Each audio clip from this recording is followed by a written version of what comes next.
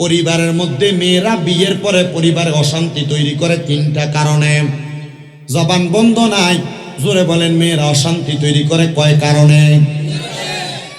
মা বোন যারা পর্দার অন্তরালে শুনতেছেন, দুইটা কারণ যদি ওই মা বোনের ভালো লাগবে, কিন্তু একটা কারণ আমার মা বোনদের তত ভালো লাগবে না।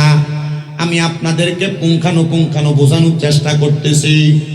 এক নাম্বার কারণ, একটা মহিলা সংসারের মধ্যে অশান্তি তৈরি করে তখন যখন তার স্বামী তার চোখের সামনে অন্য কোনো নারীর প্রশংসা করে, যখন তার স্বামী অন্য কোনো নারীকে নিয়ে তার চোখের সামনে কথা বলে, যখন তার স্বামী মোবাইল বলেন বিভিন্ন আদান প্রদানের মাধ্যমে বলেন অন্য কোনো নারীদের সঙ্গে অপসম্পর্ক তৈরি করে, এটার কারণে একটা মহিলা তার পরিবারের মধ্যে অশান্তি তৈরি করে।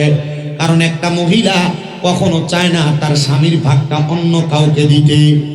একটা মহিলা কখনো চায় না তার স্বামীর ভাগটা অন্য কোনো মানুষের সঙ্গে অংশীদার করতে। এজন্য মহিলারা চায় না তার স্বামীটা অন্য কোনো নারীর সঙ্গে কথা বলুক। দেখবেন মনোযোগ দিয়ে শুনলে এই আলোচনার দ্বারা আপনি অনেক উপকৃত হবেন। কিন্তু আপনার বউ আপনারে কেমনে ভালোবাসবে, কেমনে মোহাব্বত করবে, আপনার বউ আপনার সঙ্গে কেমনে সুসম্পর্ক রাখবে? আপনি আপনার স্ত্রীর কাছে যখন যান, আপনার মুখের মধ্যে সিগারেট আর বিড়ির দুর্গন্ধ, বউ যে আপনার লাঠি দিয়ে খাট থেকে ফালাইয়া দেন, এটা আপনার সৌভাগ্য।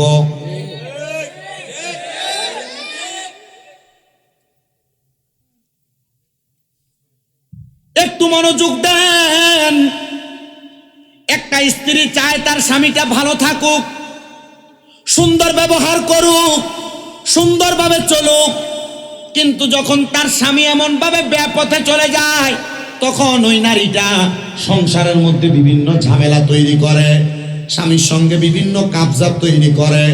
স্বামী তখন রাগান্বিত হইয়া ওই মেয়ের উপর আক্রমণ চালায়, আঘাত করে। দুই নাম্বার কারণ হইল, একটা পরিবারের মধ্যে ওই মেয়ের শ্বশুর শাশুড়ির অত্যাচার। শ্বশুর শাশুড়িরা নিজের মেয়েকে যেইভাবে দেখে তার ছেলের বউটাকে সেইভাবে দেখে না। নিজের মাইয়ারে যেমন ইজ্জত করে, সম্মান করে, ভালোবাসা দেয়, শ্বশুর শাশুড়িরা ছেলের বউটারে তত ইজ্জত, সম্মান, ভালোবাসা দেয় না। বেড়ি চায় ওনার মাইয়া জামাইয়ের বাড়িতে গেলে সকালবেলা একটু আরাম করে ঘুমাক, কাজকর্ম কম করুক। কিন্তু চায় নিজের ছেলের বউটা ঘরের মধ্যে বেশি বেশি কাজ করুক, সবার জামা কাপড় গুলা ধোক। না না না, একটা মেয়ে তখনই সংসারের মধ্যে অশান্তি তৈরি করে যখন একটা মহিলা তার শ্বশুর শাশুড়ির কাছ থেকে এমন টর্চারের শিকার হয়। তিন নাম্বার কারণ হইল, একটা মেয়ের মায়ের কুবুদ্ধির কারণে। এটা মহিলারা মানতে রাজি না যে তার মা যে তার কুবুদ্ধি দেয় সংসারের ভিতরে, আর তার মায়ের দুই একটা কথার কারণে যে সে অশান্তি তৈরি করে। ওই মেয়ের মায়ের কিছু কুবুদ্ধির কারণে স্বামী কি ইনকাম করে, স্বামী কত টাকা কামাই করে আনে, রাত্রবেলা স্বামী থেকে ভালো করে হিসাবটা নিবা, দেখবা তার মাকে, তার বোনকে, তার ভাইকে এখান থেকে কোনো টাকা পয়সা দেয় কিনা। যদি দেখো তাহলে তুমি কিভাবে এটা রাখবা তোমার কাছে, এটা তোমার বিষয়, কারণ তোমারও তো একটা ভবিষ্যৎ আছে। এমন কান পড়া দিয়া ওই মেয়ের মাথা নষ্ট করে দেয়। এমন অবস্থা আছে না নাই? আছে না? এমন অবস্থা আছে। এবারে এই মাতালারে আছে বলে এমন অবস্থা আছে। মনোযোগ দিবেন, ধৈর্যের সাথে বয়ান শুনবেন। কেন মহিলারা এমন উগ্র হয়ে যায়, অস্থিতিশীল হয়ে যায়? কেন মহিলারা ঝগড়া ফাসাদ করে, স্বামীর সঙ্গে খারাপ ব্যবহার করে? যদি না করত ওই ছেলেটা এমন ভাবে বিচার দিত না। এবার আসেন, আল্লাহর নবী বলে একটা পরিবারের মধ্যে একটা মহিলার কারণে 4 প্রকারের পুরুষ মানুষ দুজকের মধ্যে চলে যাবে। এর মধ্যে 1 নাম্বার কারণ হইল মহিলারা বেপরদা চলাফেরা করা। যেই মহিলারা বেপরদা চলাফেরা করে, উগ্রভাবে মসজিদে, মার্কেটে, দোকানে, বাজার হাটের মধ্যে চলাফেরা করে, অথবা অনেক মহিলাদেরকে দেখবেন গার্মেন্টসে, অফিস আদালতে চাকরি করে। এগুলা করার কারণে সে তার নিজের ইনকাম দিয়ে সংসার চালানোর কারণে সে মনে করে আমার স্বামীর আবার কিসের পাওয়ার, আমি আমার টাকা দিয়ে সংসার চালাই, আমার কথার উপরে কোনো কথা চলবে না। আর আল্লাহর নবীর প্রখ্যাত হাদিস বিশারদ হযরতে আনাস ইবনে মালিক রাদিয়াল্লাহু তাআলা আনহু বলে, যেই ঘরের মধ্যেই কোন মহিলার কথায় সংসার চলবে, কোন মহিলা তার স্বামীকে ধমক দিয়ে কথা বলবে, কোন মহিলা তার কথা দ্বারা তার পরিবারকে ঘরকে পরিচালনা করার চেষ্টা করবে, মনে করবা জাহান্নাম বেশি দূরে নয়, ওই মহিলাকে দিয়ে আল্লাহ তাআলা জাহান্নামের লাকড়ি বানাইব। বলে হুজুর কেন? শুনেন বাবারা, আপনি আপনার স্ত্রীটাকে এক নাম্বার আল্লাহ তাআলার কোরআনের আইনের মাধ্যমে চালাইবেন। আল্লাহ কয় ওয়া করনা ফি বুয়ুতিকুন্না ওয়ালা তাবাররাজনা তাবাররুজাল জাহিলিয়াতিল উলা। আল্লাহ কয় হে জগতের মানুষ, তোমরা তোমাদের মহিলাদেরকে জাহিলিয়া যুগের মহিলাদের মতো বের হতে দিবা না। যদি তোমার মহিলা জাহিলিয়া যুগের মহিলারা যেমন ভাবে চুল ছাইরা দিয়া পেট দেখায়া কাপড়গুলা ছোট ছোট পইরা রাস্তার মধ্যে বের হইতো, তখন তোমার স্ত্রীটা তোমার কন্ট্রোলের বাহিরে চলে যাবে, আনকন্ট্রোলফুল হয়ে যাবে। এইটা করার কারণে আল্লাহ তাআলা তোমার ঘরের মধ্যে অশান্তি তৈরি করে দিবেন। হুজুর জানতে চাই কিভাবে? আল্লাহর নবী বলতেছেন দুনিয়ার জমিনের মধ্যে এমন অশান্তি তৈরি হয় কয়েকটা কারণে, শুইনা নাও গো উম্মত।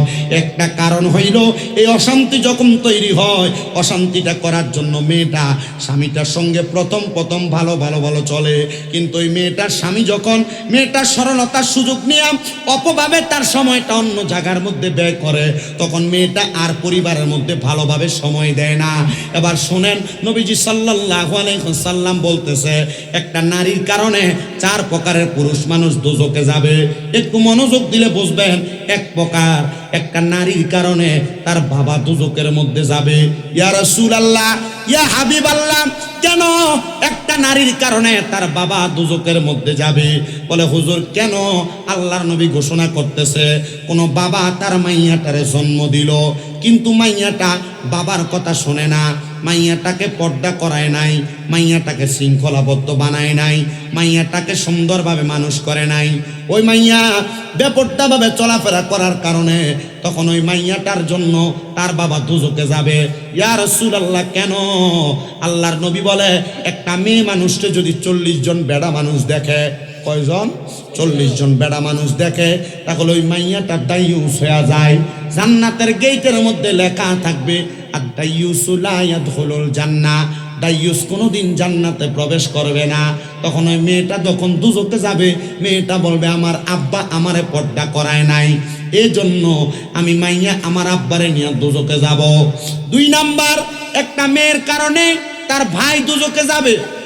আপনাদের যাদের বোন আছে আপনারা মনোযোগ দিয়া শোনেন মুসলমান, আপনার বোনকে যদি আপনারা পর্দা না করান, আপনি পর্দা করাইবেন দূরের কথা, আপনার মোটর সাইকেলের পেছনে করে লইয়া আপনি আপনার বোনকে ঘুরান, আপনার বোন চুল ছাইরা দিয়া স্কুলে যায়, আপনার বোন এলাকার কারোর বিয়ার মধ্যে যে কাপড় পরা নাচে, না না না, এমন বেপর্দা আপনি আপনার বোনকে করানোর কারণে মাইয়া সাক্ষী দিব আল্লাহ আমার ভাইটা আমারে পর্দা করায় নাই, এজন্য আমি মাইয়া বেপর্দা, আমি একা যাব না, আমার ভাইকে নিয়ে দোজখে যাব।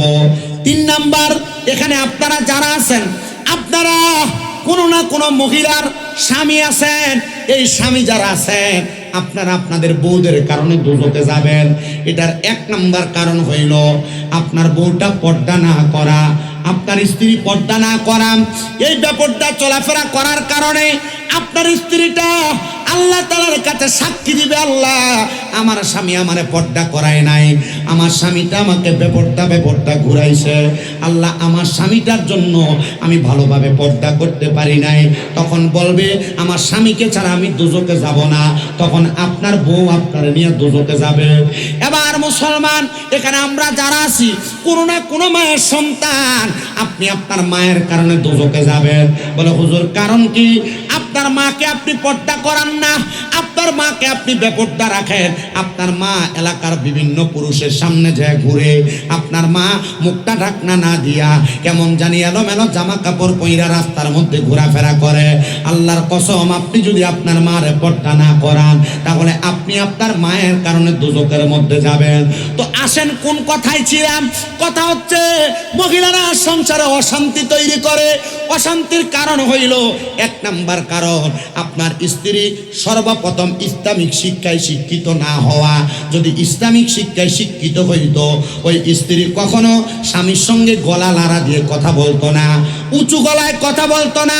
হে আমার বড় বহুল এলাকার পর্দার অন্তরালের মা বোনেরা, আপনারা যারা স্বামীর সঙ্গে উঁচা গলায় কথা বলেন, শ্বশুর শাশুড়িকে ধমক দিয়ে কথা বলেন, এ সোশ্যাল মিডিয়ার মাধ্যমে দেখনেওয়ালা দেশ বিদেশের ভাই বাবারা, মা বোনেরা, আপনারা মনোযোগ দিয়ে শুনবেন গো আমার মা বোনেরা।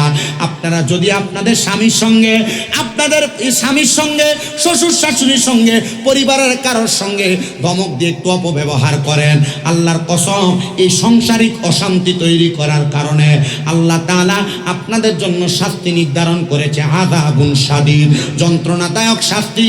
এমন শাস্তি দিবে কোন মহিলা যদি তার স্বামীর ইনকাম কম হওয়ার কারণে ওই মহিলা তার কসমেটিক, তার জামা কাপড়, তার বিভিন্ন ভালো ভালো প্রসাধনের জন্য জামাইকে প্রেসার ক্রিয়েট করে, আল্লাহর নবী রাহমাতুল লিল আলামিন নবী বলে ওই মহিলা জান্নাতি হুরদের সম্মাননা পাবে, ওই মহিলা জান্নাতি হুরদের সম্মান পাবে, ইজ্জত পাবে, যেই মহিলা তার স্বামীর প্রতি সদাচরণ করবে। বর্তমান জামানায় এমন অনেক মহিলা আছে জামাইকে তুই করে ব্যবহার করে, নাই?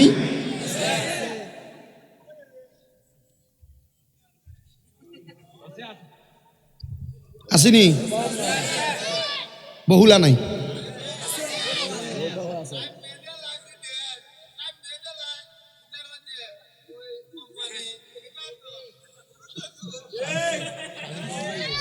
অন আছে। আমি আমার আর দেখছুননি, নতুন নতুন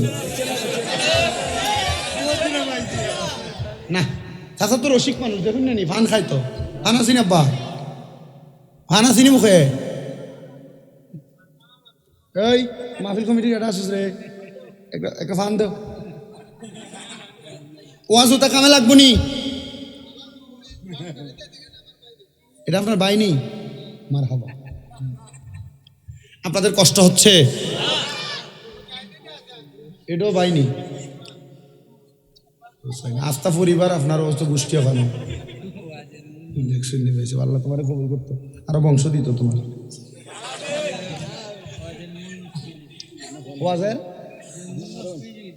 না নষ্ট হইতো না, আপনার কি কষ্ট হইব? আমি যদি এই ওয়াজে থাকি অসুবিধা হবে না তো? জিকির প্রয়োজন আবার করে দিয়ে দাম ইনশাআল্লাহ। রাজি আছেন? আল্লাহ যেন কবুল করে, কোন আমিন। তো যেই কথার মধ্যে ছিলাম, কোন মহিলা যদি তার স্বামীর সঙ্গে উঁচা গলায় কথা বলে, কি গলায়? উঁচা গলায় কথা বলে, তাহলে ওই মহিলা তার স্বামীর জান্নাতি হুরদের খেদমত পাবে না। আল্লাহর নবী রাহমাতুল লিল আলামিন নবী আমার ঘোষণা করে, হে আমার জগতের মহিলার দলেরা, অন্ধকার কবরে যাওয়ার পরে একজন মহিলাকে আল্লাহ তাআলা কত সম্মানিত করবে, কত মর্যাদাবান বানাবে, শুনে নাও।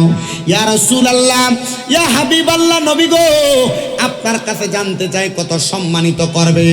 নবী আমার বলে, একজন মহিলাকে 40 জন করে হুর আলাদা করে দিয়ে ওই 40 জন হুর মহিলাদের সরদারি নিয়ে আল্লাহ তাআলা একজন মহিলাদেরকে বানাইব। কিন্তু যেই মহিলা স্বামীর কথার উপর দিয়ে কথা বলে, যেই মহিলা পরিবারের উপর সর্দার দিন চালায়, যে মহিলা তার কথার দ্বারা মানুষকে আঘাত করে কথা বলে, ওই মহিলাদের ব্যাপারে আল্লাহ তাআলার কোরআনুল কারীম এবং রাসূলের হাদিস বলতেছে, ওই মহিলারা আল্লাহর পক্ষ থেকে তারা লানত প্রাপ্ত, আল্লাহর পক্ষ থেকে তারা লানত প্রাপ্ত। এবার আসেন, আমাদের সমাজে অনেক মহিলা দেখা যায় যারা তাদের স্বামীদেরকে অভিশাপ দেয়, আল্লাহর গজব পড়ুক তোর উপরে। কথায় কথায় যদি একটু উলট পালট হয়ে যায়, সন্তানদেরকে অভিশাপ দেয়, এমন আছে না অনেক।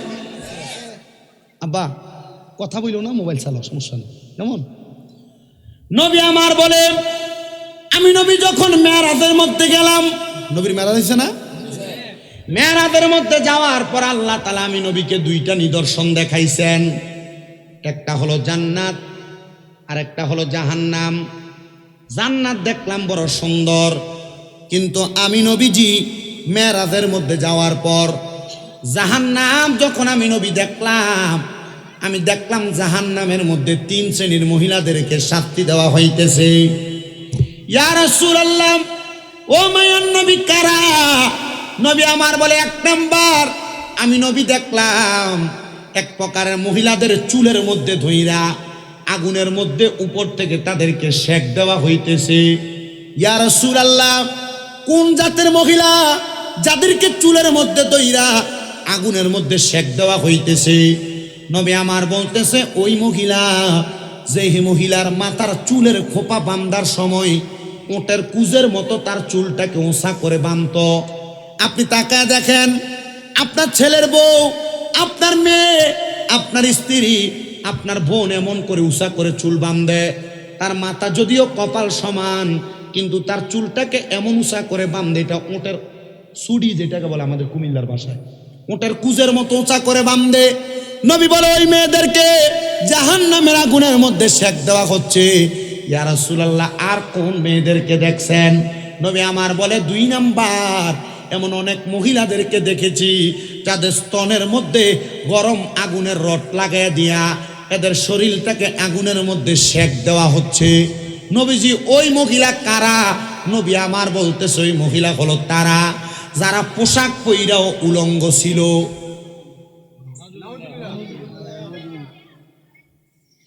পোশাক পইরা উলঙ্গ কি? আপনার পরিবারে অনেক মা বোনেরা যারা বোরকা পরে, এদের বোরকার স্টাইলটা একটু আলাদা ধরনের। সে বোরকা পরলে যেমন তারে দেখা যায়, উলঙ্গ থাকলে ঠিক তারে তেমন দেখা যাইতো। কারণ বোরকাটা এমন টাইট ফিটিং সে পরে, পরার কারণে তার শরীরের মাপ এবং পরিমাপ বৃদ্ধি আকৃতি নির্ধারণ করা যায়। আর বর্তমান জামানা যেই বোকরা বাজারে বিক্রি করে, বোকরা যদিও ঢোলা ঢিলা হয়, কিন্তু টেইলার দোকানে নিয়ে বোকরাটারে মা বোন চিপায়। আর যেইটা চিপায় এটা বোকরা না, বোরকা যেইটা, এটা দ্বারা শরীরের আকৃতি নির্ধারণ করা যাবে না। নবী আমার বলে 3 নাম্বার, ওই মহিলাদেরকে আমি দেখলাম যে মহিলারা দোজকের আগুনে জ্বলতেছে। ওই মহিলাদের জিহ্বাটার মধ্যে আগুনের রড লাগায় দিয়া আল্লাহ তাআলা আগুনের মধ্যে ফেরেশতার মাধ্যমে সেক দিতেছে। ওই মহিলাগুলো তারা যারা তাদের মুখের শব্দ দ্বারা তাদের সন্তানকে, তাদের স্বামীকে লানত প্রদান করেছে। এমন মহিলা যারা দুনিয়ার জমিনে তাদের জবান দ্বারা স্বামীর সঙ্গে বাজে ব্যবহার করেছে। কিন্তু ওই মহিলা যদি জানতো স্বামী কোনো ধমক দেওয়ার কারণে, এই ধমকটাকে ধৈর্য নিয়ে শোনার কারণে আমার আল্লাহ তাআলা ওই মহিলাকে কত বড় পুরস্কার দান করবে, তাহলে ওই মহিলা কোনোদিন স্বামী একবার ধমক দেওয়ার পর উল্টে আর ধমকের কথার উত্তর দিত না। নবীজির আরেকটা হাদিস শরীফ পড়লাম, নবীজি জানাইতেছে এমন অনেক মহিলাকে আমি দেখলাম আল্লাহ তাআলার দোজকের আগুনের মধ্যে পুরাইতেছে, যারা দুনিয়ার জমিনের মধ্যে চলাফেরা করত, কিন্তু তারা কখনো তাদের স্বামীর আদেশ মানতে চাইতো না। নবীজি কেন? বলে মহিলারা যখন তাদের স্বামীর আদেশ মানে না, না মানার কারণে ওই মহিলাটা তার চলাফেরার পথের গতিসীমা পরিবর্তন করে ফেলে। ওই স্বামীর আদেশ না মানার কারণে মহিলাটা তার চলার গতিসীমা পরিবর্তন করে। যখন স্বামী 2টা কথা বললে মহিলা একটা কথা রাখার চেষ্টা করে না। ও আমার বড় বহুল এলাকার পর্দার অন্তরালের মা বোনেরা, আপনারা আপনাদের মেয়েদেরকে এমন ভাবে বানান যেন আপনার মেয়েটা স্বামীর বাড়িতে যাওয়ার পরে আপনার মেয়েটার জন্য কোনো বিচার স্বামীর বাড়ি থেকে না আসে। আপনার মেয়েটাকে আপনি এমন ভাবে বানান, আপনার মেয়েটা স্বামীর বাড়িতে যাওয়ার পরে আপনি মার সঙ্গে যেমন আচরণ করে, শ্বশুর শাশুড়ির সঙ্গে যেন এমন আচরণ করে। আর মা বোন যারা পর্দার আড়ালে শুনছেন, স্বামীর অবাধ্য হইতেছেন, আপনার স্বামী আপনার অবাধ্যতা মাইনা নিয়া কষ্টেও সংসার করে যাইতেছে, কারণ ছাড়তেও পারে না। কাবিন হয়েছে 5 লাখ টাকা, যদি সাইরা দেয় 5 লাখ টাকা দেওয়ার মতো মুরুদ বেড়ার নাই।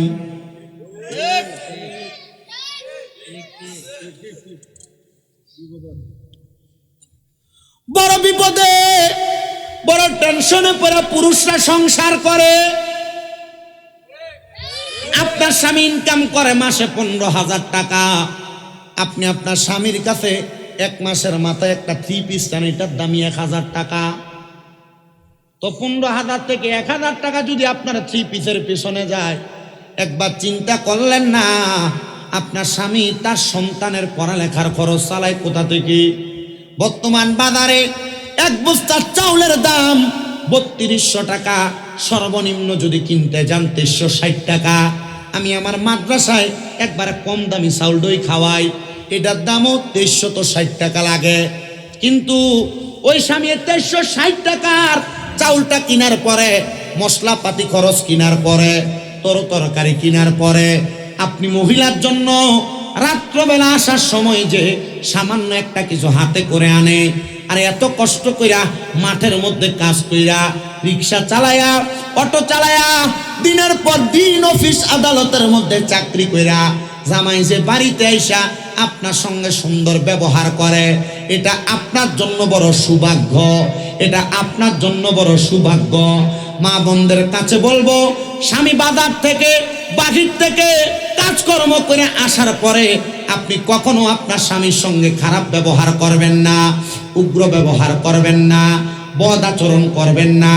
যদি পারেন একটা গ্লাস পানি আগে দিবেন, যদি পারেন সুন্দর একটা কথা বলবেন, যদি পারেন স্বামীর সামনে স্বামী যদি রাগান্বিত হয়ে যায় চুপ থাকার চেষ্টা করবেন। দেখবেন আপনি একদিন, 2 দিন, 3 দিন আপনার স্বামীর বদ ব্যবহার শোনার পর যখন আপনি তার খেদমত করবেন, আপনার স্বামী চিন্তা করবে, কিরে আমার স্বামীকে আমি এত অত্যাচার করি, এত টর্চার করি, কিন্তু আমার স্বামী যে আমার টর্চারগুলো সহ্য করে ধৈর্য ধারণ করেছে, তখন থেকে আর কোনোদিন আপনার স্ত্রী আপনার অবাধ্য হবে না।